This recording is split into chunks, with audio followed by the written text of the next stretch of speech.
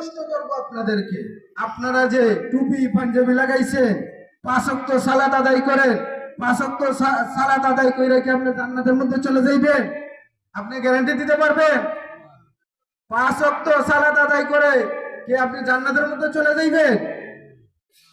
যাইতে পারবেন?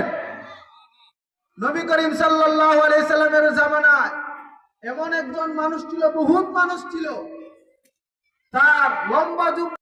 প্রশ্ন করবো আপনাদেরকে, আপনারা যে টুপি পাঞ্জাবি লাগাইছেন, 5 ওয়াক্ত সালাত আদায় করেন, 5 ওয়াক্ত সালাত আদায় করে কি আপনি জান্নাতের মধ্যে চলে যাইবেন? আপনি গ্যারান্টি দিতে পারবেন? 5 ওয়াক্ত সালাত আদায় করে কি আপনি জান্নাতের মধ্যে চলে যাইবেন? যাইতে পারবেন? নবী করিম সাল্লাল্লাহু আলাইহি সাল্লামের জামানায় এমন একজন মানুষ ছিল, বহুত মানুষ ছিল, তার লম্বা যুগ